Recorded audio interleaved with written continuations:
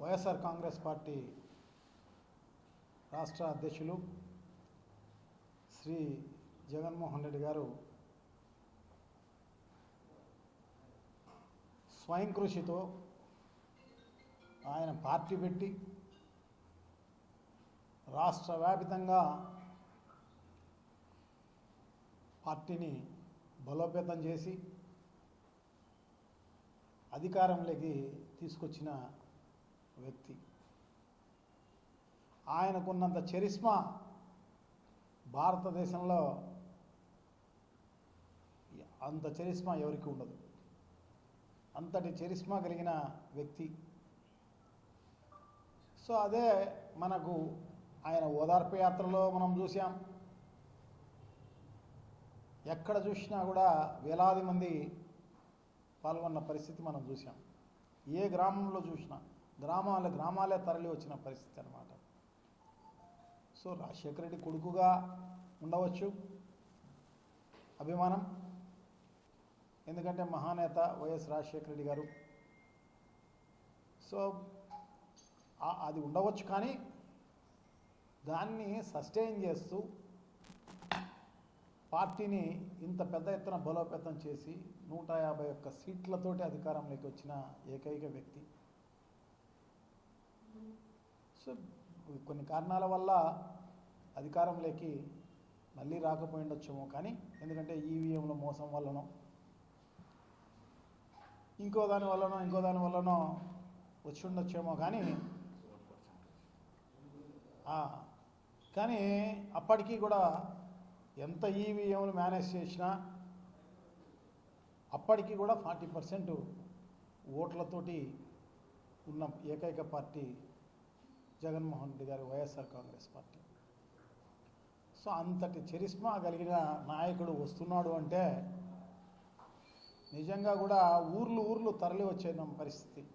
అందులో ఈరోజు చూస్తే తెల్లవారుజామున 3 నుంచి పెద్ద ఎత్తున తరలి వచ్చిన పరిస్థితి.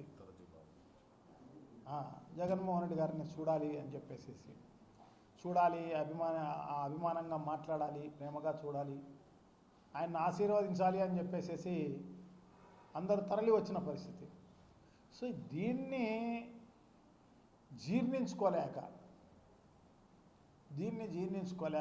కొన్ని ఛానళ్ళలో అబద్ధపు వార్తలు, నిజంగా కూడా ఏదైనా నిజం ఉంటే చూపించవచ్చు, రాయవచ్చు, కానీ కొన్ని ఛానళ్ళలో మరి దారుణం అసలు సంఘటనే ఉండదు. సంఘటన లేకపోయినా సృష్టించే కార్యక్రమం చేస్తారు. సృష్టించి దానికి మళ్ళీ డిబేట్లు పెడతారు. అది ఏదో నమ్మించే కార్యక్రమంలో భాగంగా చేస్తారన్నమాట. ఇది ఏ రాష్ట్రంలో లేదు ఈ రకంగా మీడియా అనేది. ఈ రాష్ట్రంలో మాత్రమే అట్లా ఉంది. అంత దారుణంగా మీడియా వ్యవహరిస్తున్న పరిస్థితి అన్నమాట.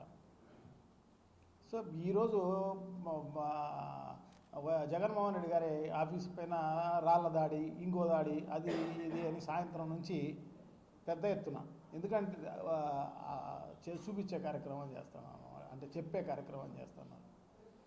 ఇప్పటికే పొద్దున్న నుంచి తెల్లారుజాము నుంచి బయలుదేరి వచ్చి వాళ్ళు కొన్ని వేల మందిని జగన్మోహన్ రెడ్డి గారు కలవడం జరిగింది. వాళ్ళందరినీ ఇంకా కొన్ని వందల మంది ఉంటారు, వాళ్ళు కలిసే కార్యక్రమం ఇప్పుడు అది కూడా అయిపోయిన పరిస్థితి ఉంటుందన్నమాట. సో ఆ రకంగా ఉన్న దాన్ని జీర్ణించుకోలేక కడుపు మండి ఈ రకంగా మరి ఆ ఛానళ్ళు ఎందుకు అలా వ్యవహరిస్తాయో ఏమో, కానీ మరి అంత పచ్చ పైత్యము అంత పెద్ద ఎత్తున ఉంటే నిజంగా కూడా ఆ పైత్యం వల్ల జబ్బులు వచ్చే కార్యక్రమాలు జరుగుతాయన్నమాట, వేరే ఏం లేదు. సో తప్పకుండా ఏదైనా కూడా వ్యూస్ చూపించాలి, కానీ వ్యూస్ మాట్లాడాలి, కానీ వ్యూస్ చెప్పాలి, కానీ న్యూస్ చెప్పాలి, కానీ వ్యూస్ చూపించే కార్యక్రమం, వాళ్ళ వ్యూస్ అన్నీ కూడా చేపించే కార్యక్రమం, వాళ్ళకి ఇష్టమైన వ్యక్తులను పొగిడే కార్యక్రమం చేసే కార్యక్రమం చేస్తున్నారు తప్ప ఇంకోటి కార్యక్రమం లేదు ఈరోజు.